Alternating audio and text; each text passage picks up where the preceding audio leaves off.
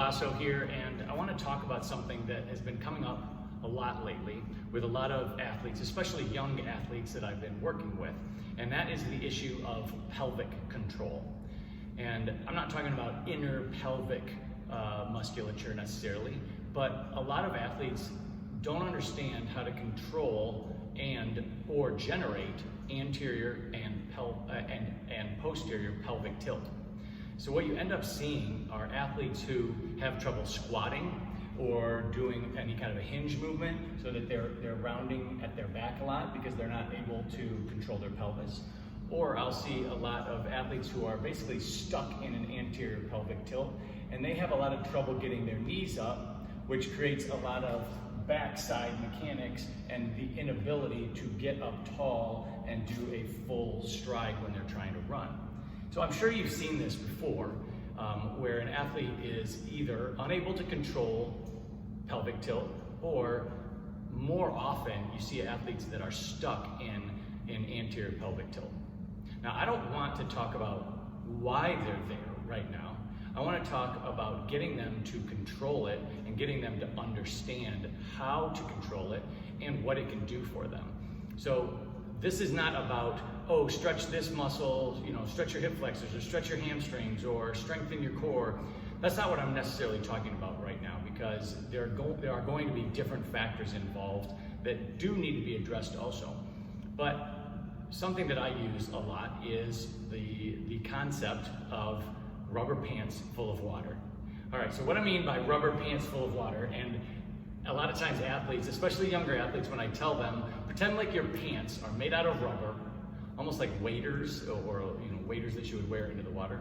They're made out of rubber, and somebody poured water all the way into your pants, all the way up to your waistline, and now they're full of water. So when they're like that, they can kind of picture, okay, my pants are full of water.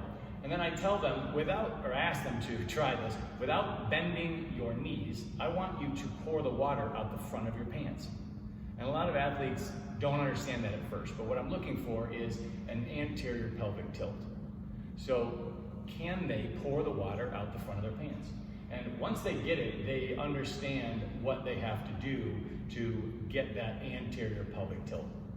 That's going to help them with things like squatting, things like a hinge movement to keep their back arched or in that good neutral position. And then I'll ask them, okay, you poured the water out the front of your pants, now bring it back to where there's no water pouring out anywhere. Now don't bend your legs, and I want you to pour the water out the back of your pants. Now this is a lot more difficult for a lot of athletes, especially young kids, being able to pour the water out the back of their pants. Now, if you're gonna do this and you're gonna have them practice pouring the water out the front and the back of their pants, you're gonna get a lot of giggles, especially if there are a lot of people around.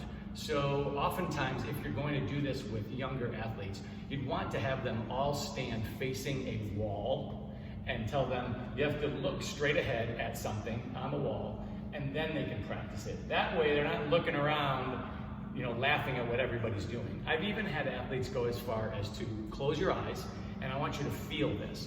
And I'll explain that you need to close your eyes so you can really feel what your body's doing. But closing their eyes also gets them to not look around at other people and not worry about if somebody's looking at them. But what you'll find is that a lot of kids will struggle with this motion, especially the younger kids, or especially kids who are stuck in anterior pelvic tilt, have a really difficult time figuring out how to fire the musculature to get them into more of a neutral position. Sometimes I'll also help explain what the importance is for running mechanics by putting somebody in an anterior pelvic tilt and then tell them to lift their knee up as high as they can. Now usually, you're only gonna get your knee up about here before basically bony structure prevents you from lifting your knee up any higher. Then I'll tell them, we've already gone through the idea of pouring the water out the back of their pants. Okay, this is it, when it's forward, this is as high as you can get. Then I'll tell them, now pour the water out the back of your pants, now how high can you get your knees? And instantly, athletes can get their knees up much higher than if they're in the anterior pelvic tilt position.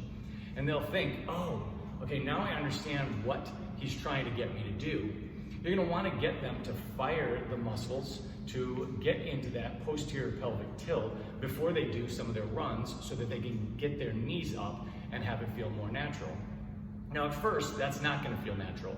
They're going to be running and they're not going to be able to get the feel of how to control that. And this is specifically for athletes who have that anterior pelvic tilt. They're not getting their knees up and they're getting lots of posterior chain action. It's very difficult for them to get in that position. So you can send them home with some homework. Have them go up against a wall, put their back flat against the wall, and then simply tell them, well, you want your heels, your butt, your shoulders, and your head to all be against the wall. And then I want you to press your lower back into the wall and relax. Press your lower back into the wall and relax. They can even put their hand behind their back, the arch of their back, and they can try to press their hands into the wall so that they get that feeling. Now this is not going to instantly fix this for athletes because they still don't have the strength and the muscular endurance and the body awareness to maintain that position while they're doing other activities. But if you can get them to start to feel it, it's going to help them move in the right direction. This is also great for athletes who are having trouble doing an RDL or a squat motion, because you've probably seen it a million times where kids are trying to squat and the first thing that they do is they drop their shoulders and they essentially are sinking into a posterior pelvic tilt position, and then they're trying to squat. Their butts aren't working, they're not able to maintain good posture and get their spine in the right position. And that means that they're not going to be able to get as low either, because they're not going to be able to just shove their knees forward far enough to get down or to do anything athletic. So getting athletes to fill their pants full of water, pour the water out the back of their pants, bend their knees, and then sink down, they're automatically going to be in that anterior pelvic tilt position that you want for either a hinge movement or for a squatting movement. Now you don't want to get crazy.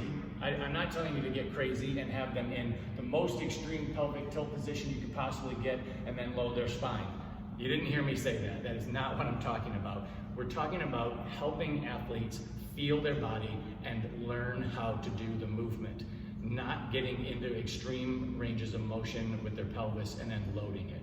This is simply a teaching cue for athletes that are struggling with that. So try the rubber pants full of water trick with some of your athletes that are struggling with pelvic control. And probably after watching this video, you'll realize, oh, there are a lot of athletes that struggle with this, and this is a way to cue them. I've found that athletes who go home and work on this make progress a lot faster and are able to begin to control their spine and their pelvis much better, because they're starting to get aware of the muscles and how it feels to get into that position. So give that a try, and hopefully you are going to be on your way to helping athletes control their anterior and posterior pelvic tilt and posture.